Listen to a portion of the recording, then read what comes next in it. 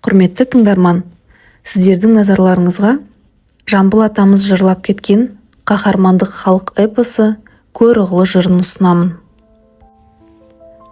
Домбыраны қолға алып, ойланып та толғанып, тыңдауға халық келгенде көр ұғлыны қозғалық. Сөз шумақтап оралып, бір сөзден бір сөз таралып, желді күнгі жалындай сөзім бір кетсе қозданып. Ажалдан қорықпай шүйілер, аспандап қыран шарласа, ақын қуанып сүйінер, тілдің бізін арнаса. Зымырап жүйрік жүгірер, аяқтан біреу шалмаса, жау десе батыр киінер, тоқталмас кегін алмаса. Елдігі елдің бола ма, ермен жауға бармаса, елшілігі бұзылмас, өз жерін жаудан қорғаса. Ағаш қалар қуарып, жапырақ тамыр болмаса, теңіздер қалар суалып, құятын өзен болмаса. Өзенде ағар күшейіп, бастау бұлақ қолдаса, Жамбылда кетер ағындап, халықтың күші қозғаса. Болат құнын жоймайды, тат басып сынып тозбаса, тат басқаны тозғаны бәйгеде тарлан озбаса, кейін тартпас келген жас жолды ілгері созбаса. Айғайласа екпіндеп жол басқан кәрі тарланың, артта қалды көп күндер игілікке арнадым. Туғаннан бері аралап талай жерді шарладым, кәрілікті сылтау ғып жасымадым, қалмадым. Ел билеген хандардың, адамнан шыққан жыртқыштың кездестірдім алуанын. Халықты тілмен қорғадым, сөз шындыққа келгенде бас кессе де болмадым. Сөз шындыққа жеткенше өткір сөзбен торладым. Өткізбедім шындыққа шариғатын молданың, өтірікке сатылып талайдың көрдім барғанын. Қорқытып әкім ақырса, пара алып молда шатылса, алакөз байлар мал үшін көргенін айтпай жасырса, алып сатар саудагер қулығын алдап асырса, дұрыстық қайдан табылар? Нақақтан барып дараға, сорлы кедей асылса, жарлығын хан кешу жоқ, бас ұрып халық зарласа. Сөзіңді ешкім сөйлемес, тойғанынша алмаса. Алдау зорлық өтірік, біреуге біреу нанбаса. Тамақ үшін сатылған ұлықта ар қалмаса. Айтқан менен жалынып арызыңды алмаса. Алмайтұғын қақынан асырып бара қармаса. Ауға түскен балықтай шығалмайсың бұлқынып, әділеттік болмаса. Күннің көзін жасырар, аспанды бұлт шарласа. Елдің бағы ашылар, әділеттік орнаса. Баланы жақсы өсірмес, бұзықтық шырмап торласа. Қасиет болмас халықта, басқарушы қорласа. Малдай айдап адамды орынсыз күштеп зорласа. Жау басынар халықты басқарушы оңбаса. Өр көкірек наданға айтқан ақыл қонбаса. Надандықтың белгісі бет келгенде берілер. Қожа болып сыртыңнан орынсыз бөсіп елірер. Өзінен өзі мақтанып, бауға пісіп семірер. Білгіш жүйрік өзі боп оңашада көрінер. Кердең басып аяғын жыртыла жаздап керілер. Өсек айтар ел кезіп, еңбек десе ернер. Ойламай орғып сөйлейді, білетін бәрін мен дейді. Ақылым арна таусылмас, білімім шалқар көл дейді. Өзімнен артық адам жоқ, аузымнан шықса жөн дейді. Оңбайтұғын өркеуде, дұрыс айтсаң көнбейді. Мастандырса мақтаумен қас дұшманын көрмейді. Ақыл айтқан досына аулақ деп қолын сермейді. Жүрген жерін бүлдіріп, елге тыныштық бермейді. Біреу мақтап қайраса, орынсыз іске айдаса, жанашырым сен дейді. Ұятқа барып ұрынар, тұмсығы қанап жығылар, ойына да келмейді. Өткен күнді еске алып, өзіне есеп бермейді. Аңғал сорлы алақтап, босқа шауып далақтап, жексұрын болып халыққа қан жілік болып терлейді. Айтып өсек өтірік, қасиетін кетіріп, жүргенін өзі көрмейді. Түсінбей сондай надандар, өтті қилы замандар, жаны ашитын нашарға туғанша әділ адамдар. Жетім менен жесірді тонап алып кей зұлым, мықтымын деп есірді. Жер мен малын тартып ап, қонысынан көшірді. Нашардың берген арызы қашан дұрыс шешілді. Қырғындатып, қиратып, тіршілігін өшірді. Халыққа азап шектірген сол заманның хандары, қанішер және зорлықшыл сол хандардың заңдары. Басына ажал төнгенде, азапты қатты көргенде, халық сонда аңғарды. Ханның бірі Бозай хан, одан да халық зарлады. Ешбір ханнан әділдік халыққа үлгі қалмады. Өз қамы үшін соғысып, жердің бетін қандады. Бұрынғы бір заманда сұлтан өткен көріғұлы. Көрден шығып ол бала атанып кетті көріғұлы. Біраз сөйлеп берейін көріғұлыны халыққа. Әшкереле қызыл тіл, өткен істі жарыққа. Ашыла сөйле көмейім, айтар сөзді анықта. Желіп менде жөнейін, келген кезде шабытқа. Үстем болсын мерейім, 10 саусағым талықпа. Қарандай даусым саңқылда, түлкі көрген шаңытта. Қалыспай сөйле домбырам, жамбыл сөйлеп кеткенде, деп қалмасын кейбіреу, кәрлік бұған жеткен бе? Сыр бере қоймас жамбылда, жас ортаға жеткенде, қайрат бітер бойымда, жас ортадан өткенде. Ұзаққа жамбыл сілтеді, өлеңнен алып көкпары. Айт дегенде айтпасам, болармын елге өкпелі. Мені де халық сыйламас, ел қадірін көрмесем. Сараң ақын демей ме, сөз қолқасын бермесем. Еңбегім жанар түбінде, ел үшін шаршап терлесем.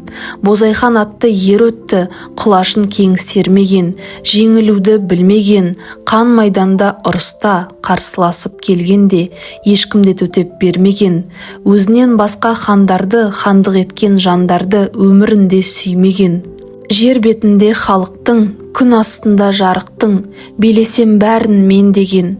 Қан көрмесе 7 күн, ел шаппаса 2 күн, құмартып қанға шөлдеген. Алтында алмас белінде, әмір етіп еліне, даңқын естіп Бозайхан баспаған адам жеріне. Қабағына қар қатқан, кірпігіне мұз қатқан, жорыққа шықпай әскермен, күні жоқ ханның жай жатқан. Найзасы алтын шашақты, жорық жасап жан жақты, жауды қырып жайратты, малын тонап айдатты. Қырғын соғыс астында шабынды көріп ел жатты. Бозайханның жорығын көп еді хандар күндеген. Бозайхан шықса ақырып, әскерін жиса шақырып, жер бетінде бір адам езу тартып күлмеген. Жорық жасап Бозайхан, судай ақты қызыл қан. Жазықсыз елді қырғындап, нахақтан кетті талай жан. Малын шауып алған соң, мекенін елдің өртеді. Ханнан қорлық ел көрді, демесін біреу ертегі. Міне осындай әңгіме елестетер ертені. Хандар билеп қаланы, ұшан теңіз даланы. Хан билеген халықтар қайғылы және азалы. Айға шапқан арыстан ерегісіп алысқан, ашулы және ызалы. Аш жалаңаш күйзелген, хан аямас қараны.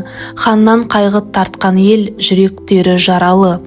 Хандар ашу шақырса, халықтан өшін алады. Бұлтқа сілтеп қылышын, найзасын көкке тіреген. Қан төгуге құмартып, күнде соғыс тілеген. Үстемдік етіп Бозайхан асқақтап шалқып тасады. Бозайханның дабылын естіген ел қашады.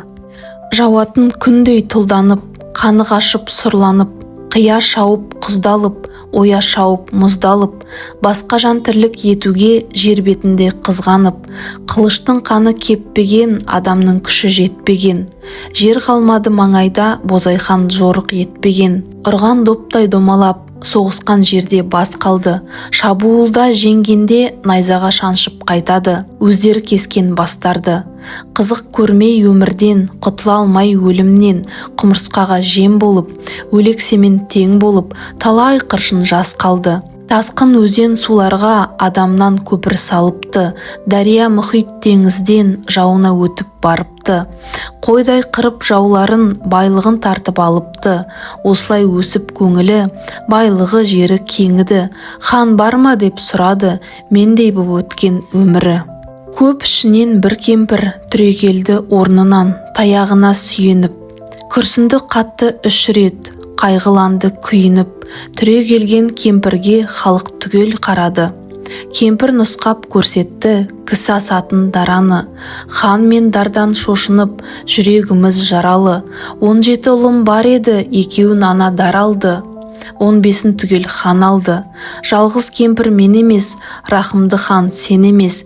85-ке мен келдім, 73-ке сен келдің. Хан болғаннан бер қарай 500 жорық жасадың. Кемпір шалды зарлатып, түгел жермен теңгердің. Біраз тыныштық алатын, арқамыз кеңіп қалатын, өлім келіп өлмедің. Өзің қубас балаң жоқ, артыңда сенің қалатын. Сені жоқтар адам жоқ, сөйлеуге де шамаң жоқ.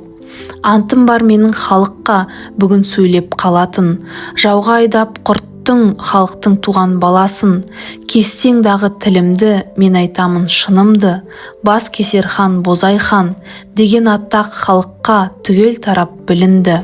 Жер бетінде адамдар сен өлген күн қуанар. Мен секілді сорлылар жылаудан сол күн уанар. Баласын елдің құрытып, тұрсың бүгін шаттанып. Сенен жыртқыш аң артық, неменеге мақталық. Өмірі ханға тоймадың, әдетіңді қоймадың. Осын айтып мен бүгін өлейін деп ойладым. Басымды кес деп алдына кемпір басын ұсынды. Өмірінде Бозай хан сол кемпірден қысылды. Бірақ басын алмады, бетінде қан қалмады. Жақсы деді мұнан да ажалдың тура алғаны. Қайтты үйіне қайғырып, шаттықтан патша айрылып.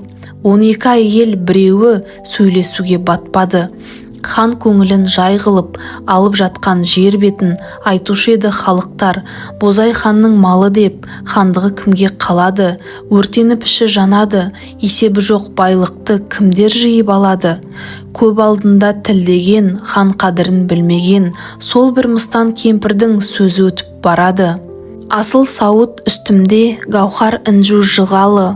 Қара көк тұлпар астымда, алтын күміс тағалы. Өліп кетсем бір күні тұяқсыз боп өтті деп, дұшмандар қылар табаны. Мұра қорым жоқ болса, сарайымды шабады. Солай деп ойлап бір кезде хан тағынан құлады. Әйелдері жиналып, не болды деп сұрады.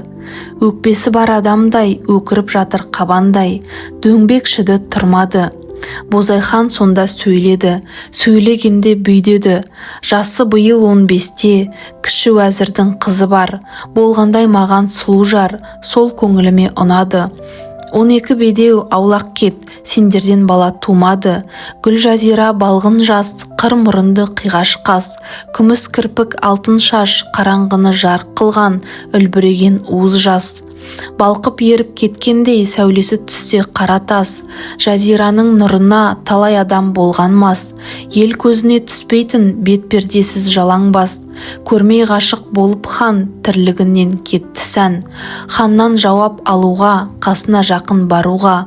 12 бірдей әйелдің жетпеді қорқып батылы. Бас уәзірдің біреуін Бозай хан алды шақырып. Келе сала уәзірі қалама деп шыбын жан аяғын құшты жалынып. Әлде басы алынып, хан қасында көп адам, бастары қалған шабылып. Дола шудың үстінде Бозай хан жатыр шабынып. Біраз мезгіл сазарып, уәзірге жауап қатпады. 3 күн болды төсектен бас көтермей жатқалы. Ханға келіп бас ұрып, бас уәзірдің жатқаны. Етті оған хан жарлық, Гүлжазира келсін деп. Кіші уәзір кешікпей қызын маған берсін деп. Әйелдікке аламын, осы сөзге сенсін деп. Орындауға жарлықты кетті уәзір жүгіріп. Үсті басы шаң болды, аузы мұрны қан болды, жолда талай сүрініп. Кіші уәзірден бас уәзір келе сүйінші сұрады. Осынша халық ішінен сенің қызың Жазира хан тақсырға ұнады. Өз күйеуің хан болып, қолыңның осы жеткені хан алдына жылдан бар. Айнып қалса хан тақсыр, боларсың маған өкпелі. Естігенде Жазира қалтырап шошып зарлады. Қанды жас көзден парлады. 70-те шалға барғанша, күнімді соған салғанша, ажал неге алмады? Зарлағанмен Жазира зарын тыңдар адам жоқ. Әкесі айтты қарағым, ханға қарсы тұрарлық, оған төтеп боларлық. Ерлігім жоқ, шамам жоқ. Гүлжазира сұлуды хан алды 15 жасында. Жазықсыз жас балдырған ноқта түсті басына. Гүлжазира құса боп көзіне жас толады. Денесі жастың түршігіп, құсалы дертті болады. Патша келсе қасына, қайғы түсіп басына, ес ақылдан танады. Айтар сөзден жаңылып, ессіз болып қалады. Қанды жас көзден сорғалап, тасыған селдей ағады. Көзінен аққан ыстық жас қара тасты еріткен, жазираны кім екен, патшадан аулақ жеріткен. Көрген жерден түршікті жазираның денесі, 15-тегі жазира қайғыдан болды елесі.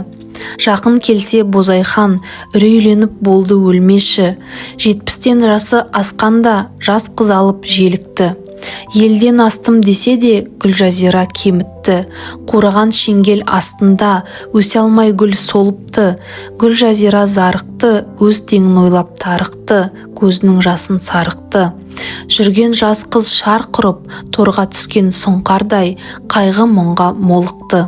Қуанышты хан отыр, ақ сұңқар түсіп торына, таққа отырды құлшынып әлдекімнің сорына.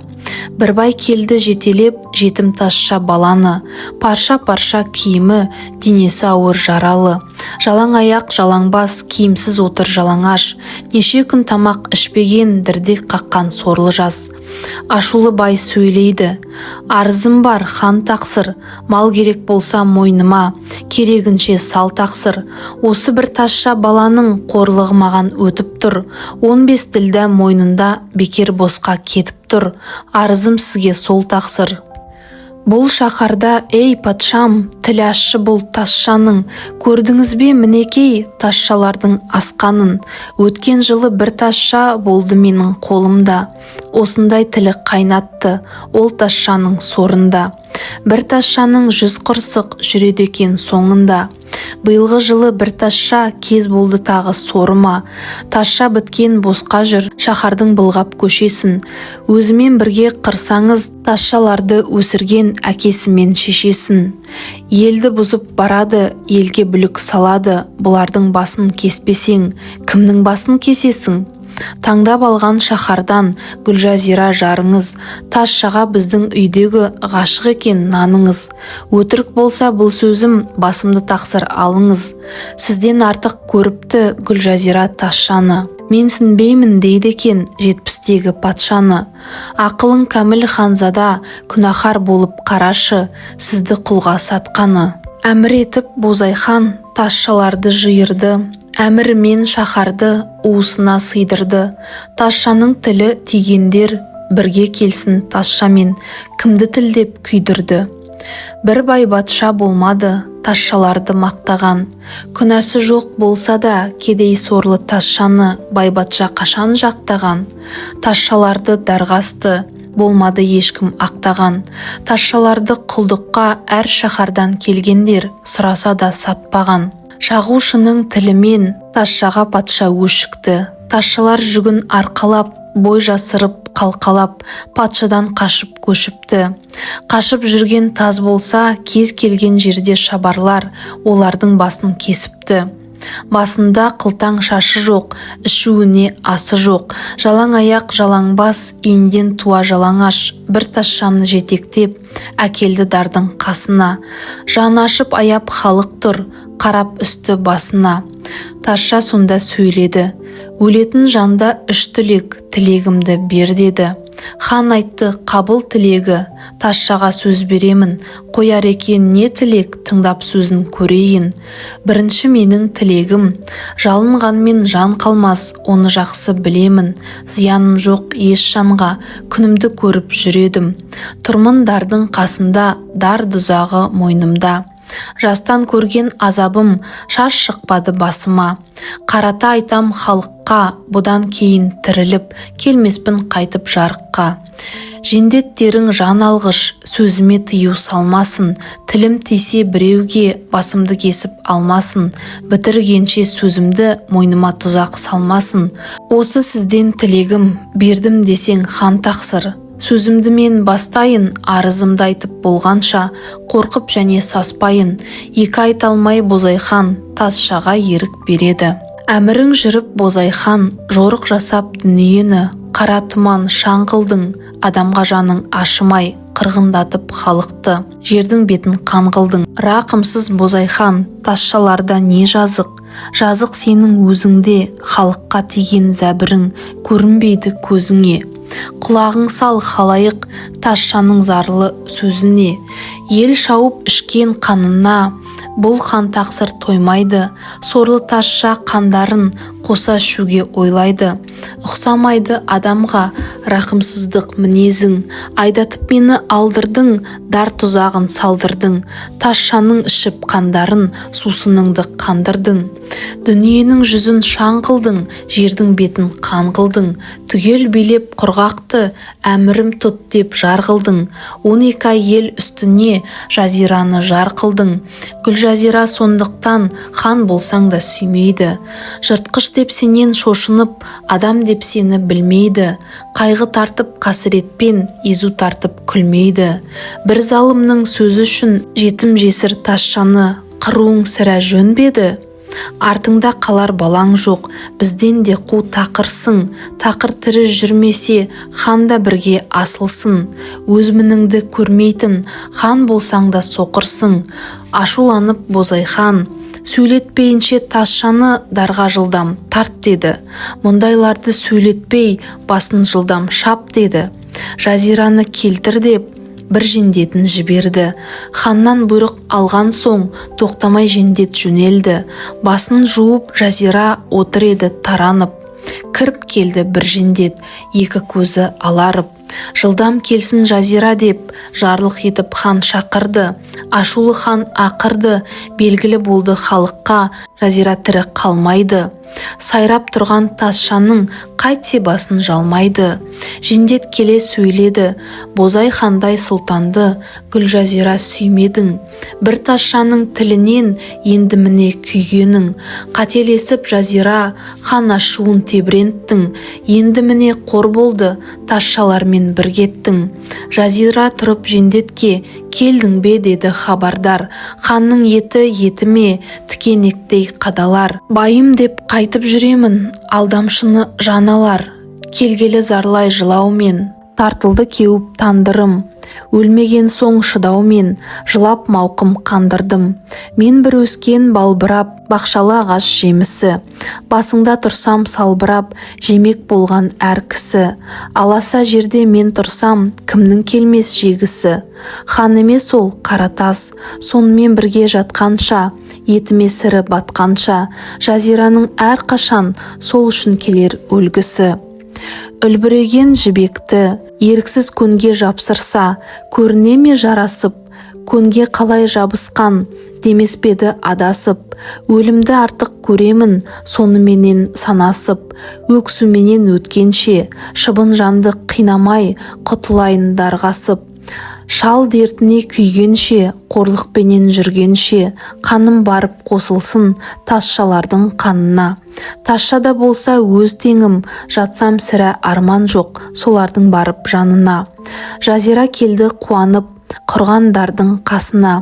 Алды артына қарамай, тұзақты салды басына. Тазшамен бірге өлуге, тұрғандай ақ асыға. Күлбеттеніп Бозайхан, қырындап теріс қарады. Гүлжазира өлімді өзі сүйіп қалады. Бұйрығын күтіп Бозайдың жендеттері дайын тұр, тартпақ үшін дараны. Жазираны қия алмай, хан тоқталды шамалы. Жазираның үлбіреп бетінен нұры тамады. Сонда тұрды жазира. Хан екі айтсаң қарасың, жендеттерің жаналғыш, тартпайды неге дарасын. Сарайыңнан Бозайхан, жақсы көріп мен тұрмын тазшалардың моласын. Дегенде хан тарт деді, бармағын өзі шайнады. Қапаланып хан сонда, бұл қалай деп ойлады. Сымға тартқан күмістей сұлудың әппақ білегі. Баяулап барып тоқталды жазираның жүрегі. Тұрса да дарда көз тартты, сүмбідей түзу сүйегі. Жазираны көрген жан, жаны ашыды қайысты. Тал шыбықтай бұралып, он саусағы майысты. Таңдап алған жазира асылып кетті дараға. Жете алмады Бозайхан бір шыр еткен балаға. Сүйіп алған жазира кездесті мұндай жалаға. Жақсы көрді жазира ханнан құлдың өлігін, өлерінде өтінді құлмен бірге көмуін. Жас құлдарды қалады жазираның жүрегі, араласып бір кетті өңкей жастың сүйегі. Көміліп бірге таздармен орындалды осылай жазираның тілегі. Сонымен 2 жыл өтті. Жазира жатқан қабірге ағаш шығып жемісті, мәуелеп өсіп гүлдепті. Жемісті көркем ағаштар құлдардың өніп басына, кете алмайды барған жан тамашалап қасына. Ерекше шыққан 2 ағаш еңкейіп келіп қабысқан, біріне бірі асыла. Көрген адам таңырқап кереметін таниды. Бозайхан бұған тарылып өзінен өзі налиды. Гүлжазира сұлуды тақылдақ тасша құшты ма? Бәрінен де осының тағдырын шіркін күшті ме? Күндіз түні ұйықтамай Бозайхан да зарлайды. Сүйегіне таңба боп баласыздық қалмайды. Өзінен өзі өкініп көзінің жасы төгілді. Баласыз өтіп өмірден қабырғасыз сөгілді. Бір зұлымның тілімен жазықсыз қан төгілді. Күндер өтті, түн өтті, зарлаумен талай жыл өтті. Бір перзенттің қайғысы Бозайханды жүдетті. Қойшысы ханның қара көз, ұзаққа қойын жаятын, шалқар нулы шалғынға айдап барып салатын. Құл моланың бағына бір ұйықтап демін алатын. Күн түс болса қара көз моланы келіп табады. Есіне түсіп жылайды тазша құлдар баяғы. Өңкей қыршын жастарды қара көз қатты аяды. Соларды ойлап тұрғанда етбеттей барып жығылды. Ортасынан үзілді таянып тұрған таяғы. Таяғы сынды қара көз ауыр қайғы зілінен. Жайған емес осы сөз жылайтын ол шынымен. Қоралайтын қойларын шығарып қайғы ойларын. Тазшалардың жырымен арманда кеткен қыршын жас зұлым хандар қанғамас. Қарсылық етіп патшаның бетіне ешкім қарамас. Құрай-құрай көк серке, қой ішінде сен ерке. Иен жерде мен ерке, жақындасаң молаға, басасың асыға сен неге. Ағаш өнген мәуелі құлдардың көз жасына, тоқал ешкі маңырап, еріп жүрсенің қасыңа. Маңыраған дауысы бұл молаға келгенде қалушы еді басыла. Әруақпен әлде бұл емес бекен ашына. Сол бір жерге келгенде қойлар жусап қалады. Көлеңкеде ұйықтап қара көз демін алады. Өрістетіп шаһарға қойын алып барады. Сол қалада тұратын қара тоқал ешкінің кемпір екен иесі. 40 ұлы бар кемпірдің 40 ұлына 40 қасық, еншіге сүт тиесі. Сауса сүт жоқ ешкіден қара көзді қарғаумен кемпірдің қатты сілесі. 40 баласы шулады қолына тимей үлесі. Ешкімді сауып ішіп жүр деп ойлайды сол кемпір, қара көздің кінәсі. Мұндай ұры қойшыны ханға арыз етейін. Ызасы өтті ұрының түбіне сөйтіп жетейін. Хан сөзімді алмаса, құлдың сөзін қолдаса, бұл шаһардан қаңғырып 40 ұлымды алып кетейін. Ашу қысқан сол кемпір ханға арыз етеді. Өзінен бұрын осы сөз ханға келіп жетеді. Сөзімді тыңда хан тақсыр, қолымда 40 ұлым бар. Сол ұлдарды сақтауға менің қанша пұлым бар. Қоре кеткен ешкімді сауып ішіп қоятын қара көз атты құлың бар. Кемпір сөйтіп зарлады, қанды жас көзден парлады. 40 ұлым бар, малым жоқ, басқа азық дәнім жоқ. Аш жалаңаш мен сорлың, сөйлеуге шама әлім жоқ. Әділетті Бозайхан, сенен асқан хан бар ма? Қаһарыңды таныттың талай асқан хандарға. Қарамасаң қарама, мендей кемпір шалдарға. Тірі болса 40 балам, сенің құлың емес пе? Бозайханның әскері есепсіз көп демес пе? Ерегісіп соғыссаң, жауды қолмен жеңесің. Құл көмегің жоқ болса, жаудан қорлық көресің. 40 құл көп пе, бір көп пе? Осыған тақсыр не дейсің? Ашулансаң бозайхан дүниені бөгейсің. Сүтін ішіп ешкімнің қара көз құл семірді. Кеселінен сол құлдың қысқартты 40 өмірді. Ұрлықты тақсыр баспасаң бұзылады халқыңыз. Болыспайтын бұзыққа бар еді ғой салтыңыз. Қара көзді дараға өлтіріңіз, тартыңыз. Бозайхан сенді кемпірдің жылап айтқан сөзіне. Жендеттерін жіберді, қара көз құлды тоқтаусыз алып кел деп өзіме. Жендеттер құлды әкелді бұйрық алып ханынан. Шыныңды айт деп қинады бұрау салып санынан. Кемпірдің тоқал ешкісін сен қара көз сауыпсың. Босқа жүрмей қара көз сөйтіп олжа тауыпсың. Түзу жолдан бұрылып арамдыққа ауыпсың. Шыныңды қазір айтпасаң асыласың дараға. Тамақ таппай кемпір жүр үйінде 40 балаға. Қол аяғы байлауда қара көз жатыр зарланып. Дүниеге қызығып көрмедім тақсыр алданып. 18 жаста баламын, бір кемпірдің тілімен нақақтан күйіп барамын. Осыдан мені босатсаң, ешкіні сауған бендені қайтсем дағы табамын. Бұйрық қылсаң тақсырау, күнәсіз өліп қаламын. Құлақ салмай сөзіне шырқыратты баланы. Шырылдаған дауысы аспанды жарып барады. Құлақ салды жетімге даланың тағы аңдары. Жаңғырығып теңселді жер мен көктің заңғары.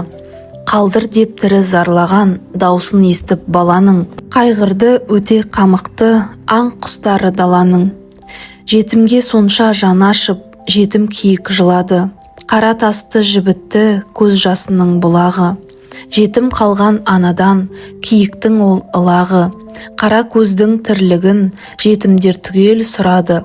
Орман тоғай аспанда жетім құстар шулады. Хан жарлығын қайырып қайыспады алмады. Мейірі түсіп аналық сонда кемпір толғады. Қаһар етпе хан тақсыр, мен де бағып отырмын 40 әкесіз жетімді. Отын алдым тоғайдан тоңбасын деп соларды, боршаладым етімді. Жоқшылықтың зарынан тоздырдым сұрап бетімді.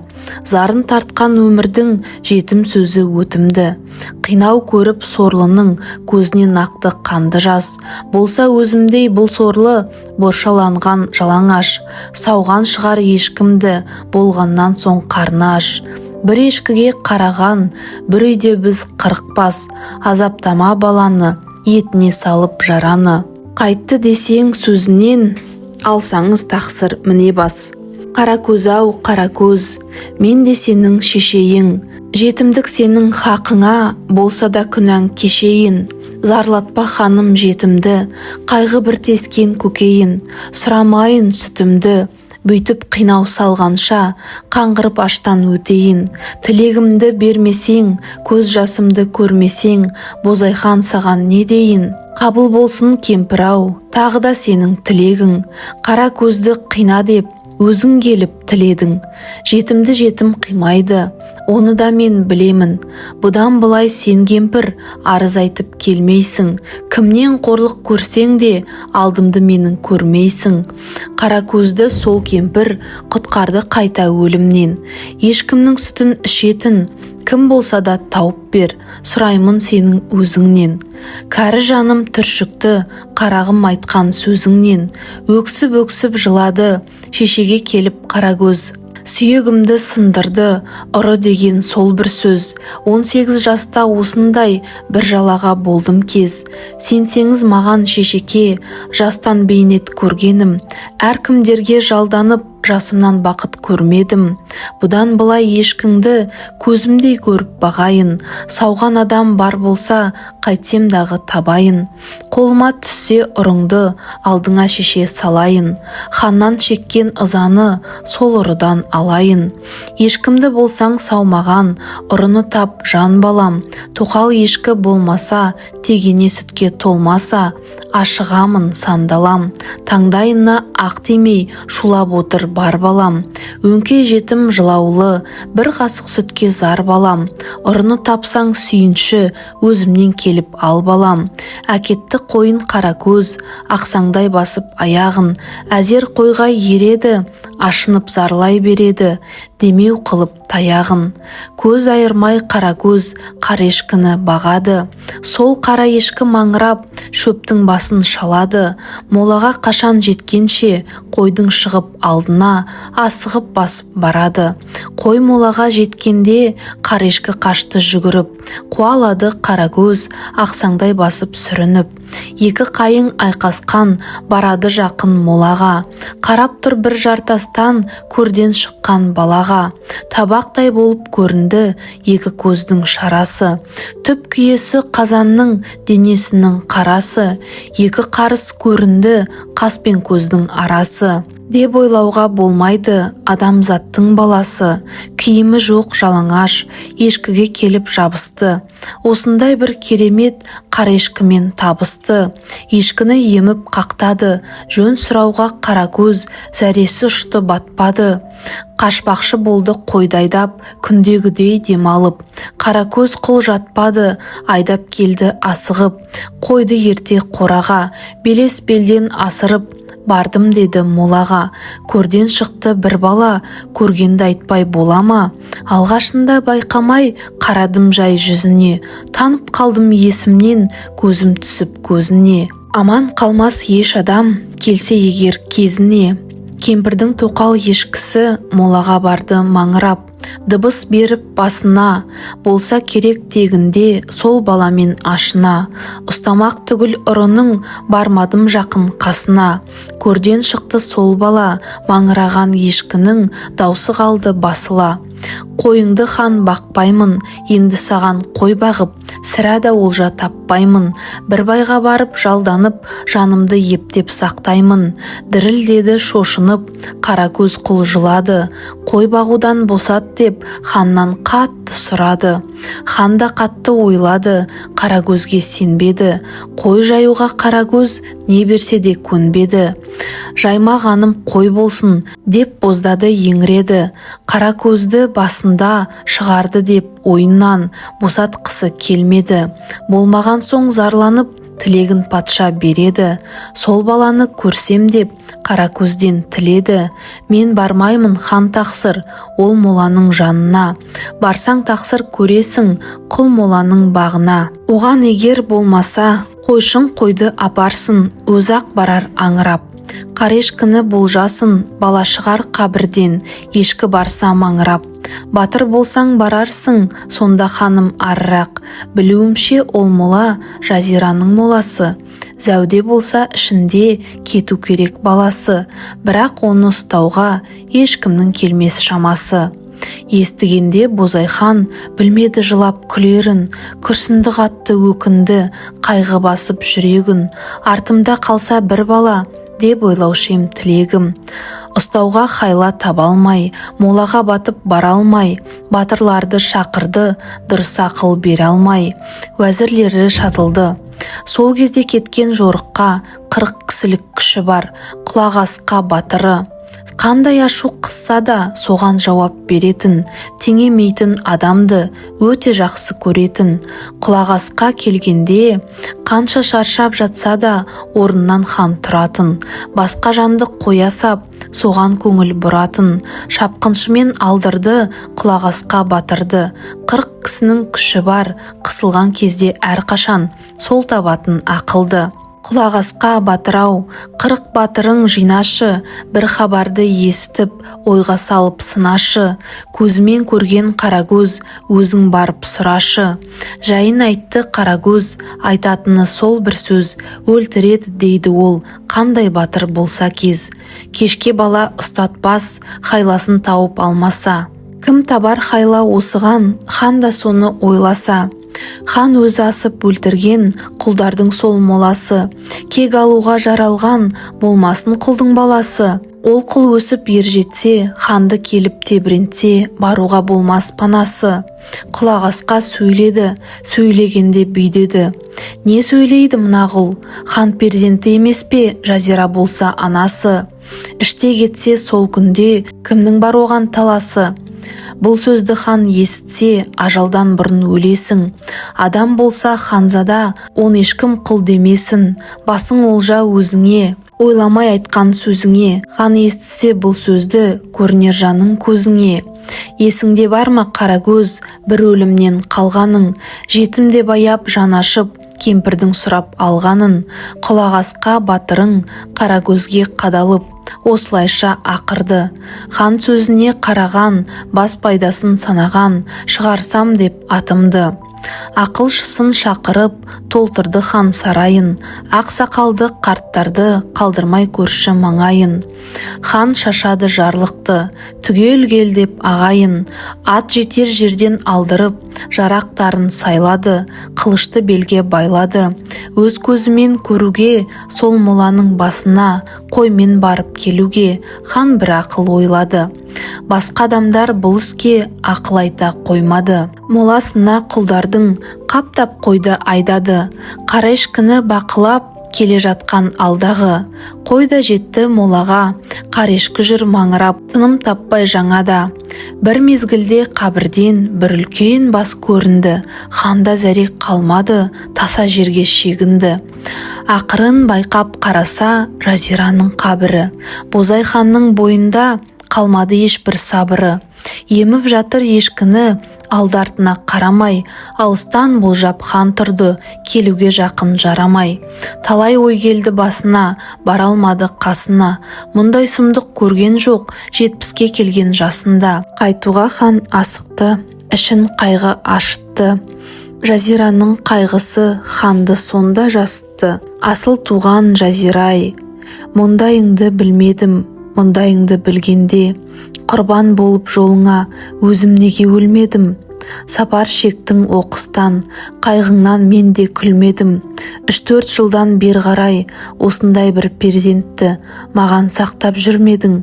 Күңіреніп хан отыр, жалғыз өзі далада. Неше жылдай зар тартқан құмар еді балаға. Неше жылдай зарланып баласыз өтті өмірі. Ұл ма қыз ба сол перзент, анықтап соны білмекке ханның кетті көңілі. Ешкіні қақтап емген соң кетті кіріп молаға. Төбешікте хан отыр, басқа адам жоқ молада. Айырған жоқ ұл қызын, қалдырыпты құмдызын. Сезді ме әлде балада? Хан келді қайтып сарайға, жиналған ел сарайда.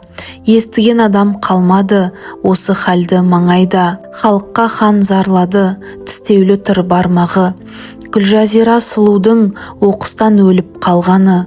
Сонда іштегі бала екен, келбеті сондай бар екен. Гүлжазира шын адал, мені сүйген жар екен.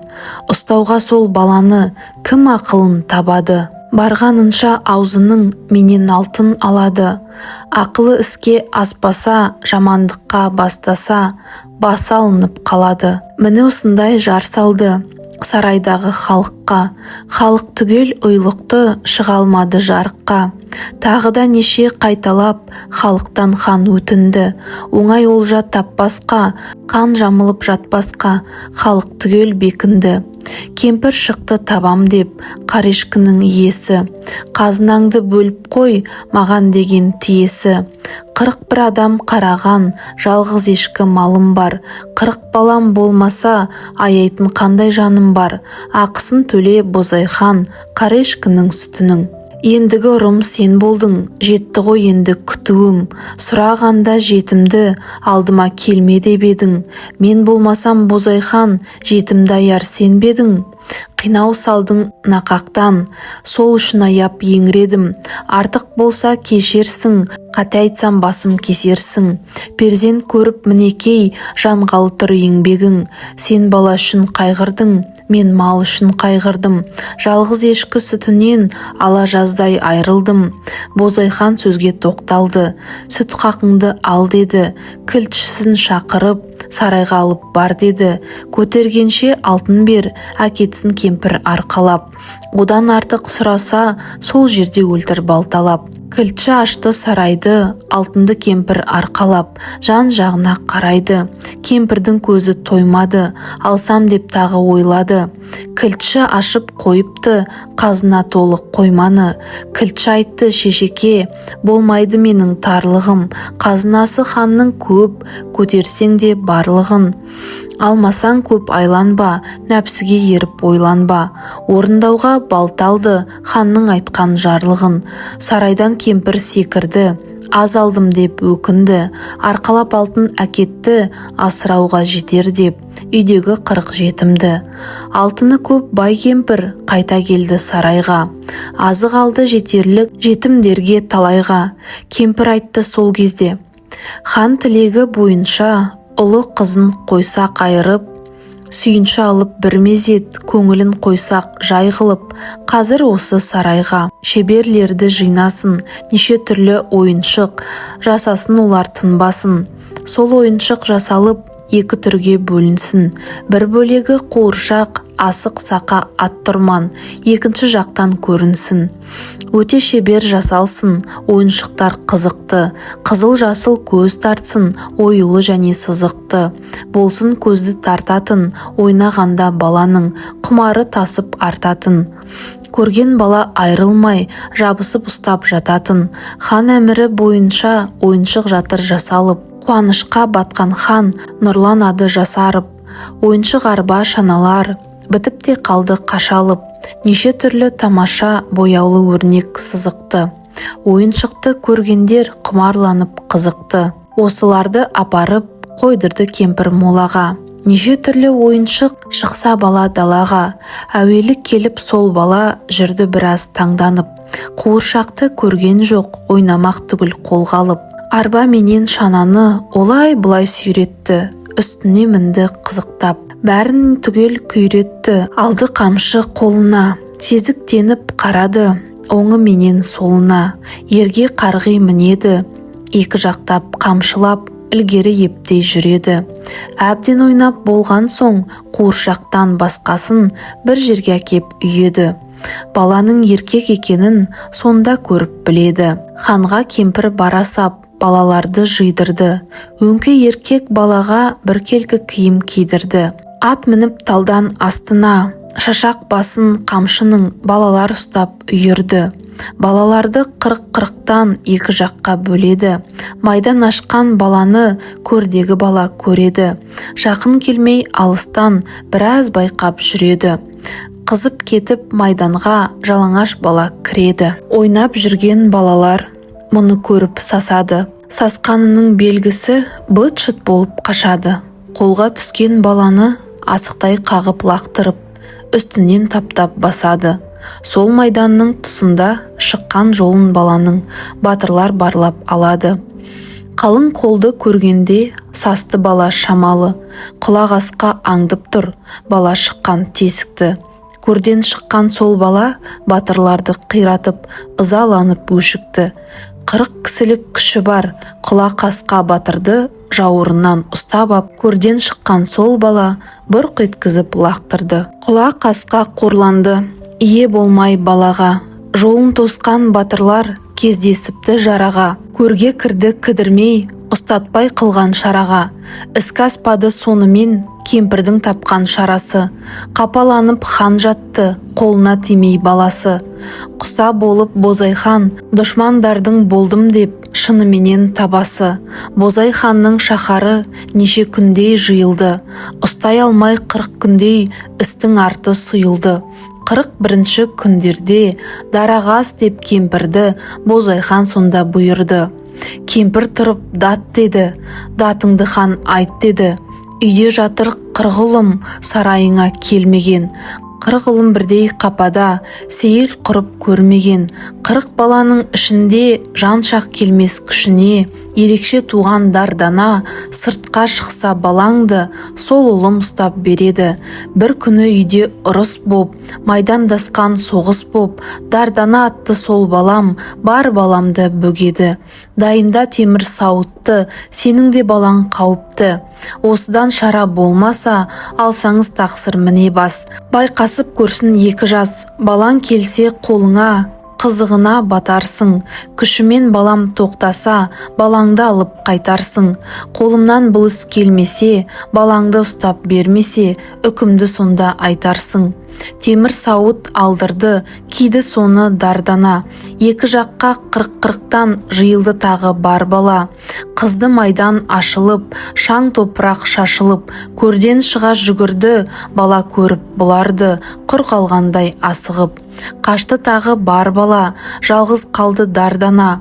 Көрден шыққан сол бала, жүгірді біраз айнала. Дарданаға түйілді, ұстап алып үйірді. Дарданаға сен алмай, хан қапа боп күйінді. Үйірген жердің бұрқырап, топырағы үйрілді. Даланы тұман шаң басты, бала мен жігіт айқасты. Бірін бірі ала алмай, күні бойы шайқасты. Қара тер бойдан төгілді, басқан жер бордай үгілді. Дардананың үстінде темір сауыт сөгілді. Қолынан ұстап дардана, көр баласын үйірді. Екі аяғы аспандап, басы төмен шүйілді. Дардананың қабағы жауатын күндей түйілді. Көр баласы меңдеді, дардана оны дендеді. Намаз шамның алдында көр баласын дардана астына басып өңгерді. Жиырмадағы жігітпен көрден шыққан сол бала 5 жасында тең келді. Масқаралап талайды көр баласы деңдеген. 40 батыр құлақ асқаны шыбын құрлы көрмеген. Көр баласын ұстады, жігіт еді дардана, анық батыр нұсқалы. Көр баласын ұстап ап, қайғылы хан қуанды. Сазарып қарап бала тұр, қабағы қайсар шыдамды. Топырақтың түріндей, белгілі түс жоқ етінде. Қуаныш қайғы ізіндей, құбылыс жоқ бетінде. Моланың ол тағысы, ашулы бейне арыстан. Ұстатпауға адамға, сол үшін ол алысқан. Тырнағының көбесі басын бүркеп саусақтың, қайрылып қайта жабысқан. Терісіндей түйенің қышырлы еті қара құс. Еті қатты темірдей, ұқсамайды басқа түс. Қаралығы көмірдей, жабағыдай ұйысқан, бетін шашы жауып тұр. Қол аяғы босанса, өңінде үлкен қауіп тұр. Ойында бар босанса, әлі де елге шабатын. Даусымен шыңғырған адамның есін алатын. Басы үлкен табақтай, екі жағы садақтай. Қуанышты Бозайхан алып келді сарайға, алды артына қаратпай.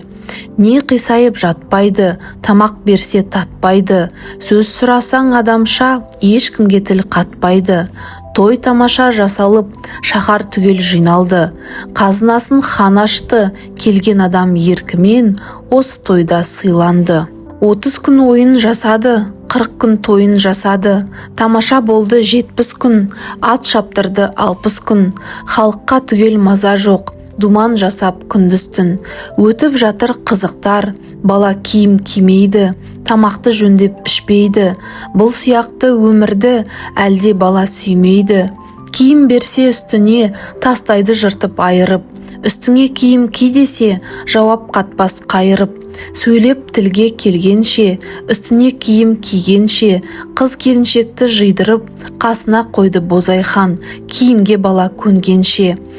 Үйірлеспей адамға мінезі болды өзгеше. Жиналды халық сарайға, қойғалы атын баланың. Әртүрлі ат ойланды, келгенінше шаманың. Түрегелді сөз сөйлеп, көп ішінен кәрі шал. Ақ сақалды сартісті 90-ға келген кәрі шал. Туған шығар бұл ұлы Бозайханның бағына. Мирасқор болар тағына, шыққан жері баланың құлдың көрі емес пе? Ақыл жетпес кей адам құлдан туды демес пе? Басымда алар хан тақсыр, ашуланса бұл іске. Баланың көрден шыққаны не демес ханның дұшманы?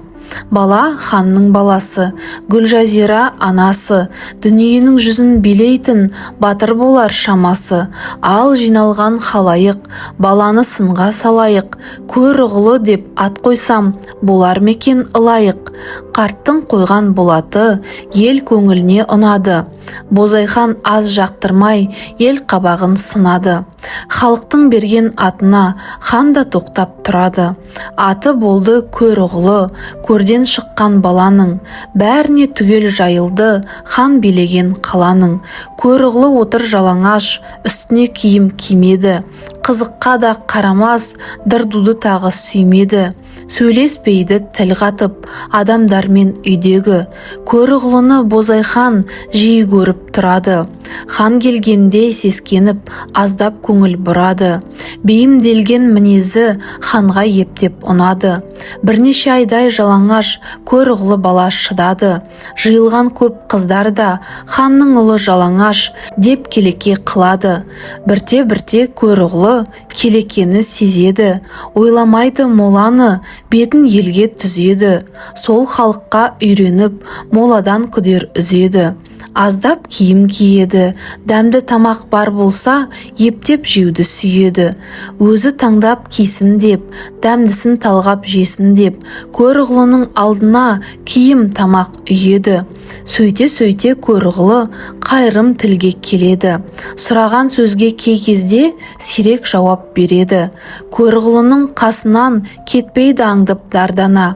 7 жасқа жеткенше, бойына әдеп біткенше, ел ішінде қайратты, қасында болды бозбала. Сөйлесуге тіл келеді, батырлар бар қасында. Сарайға шығып жүреді, ерігіп біреу ұстаса, ымдап біреу нұсқаса, ашуланып төнеді. Сілтеуінен қалмайды, талай адам өледі. Өле-өле батырлар күн санап кемей береді. Осы жайды айтуға Бозайханның өзіне құлақ-асқа кіреді. Жайын естіп Бозайхан жарлық берді байла деп. Елді талқан қылмасын, байқап соны ойла деп. Ұстамақ болды батырлар, көр ұғлы салды ойранды. Быт-шыт қылып қиратып, ашты қатты майданды. Болмаған соң айырды, көр ұғлыдай батырды. 3 жылда барып қосылды адамдарға ақылды.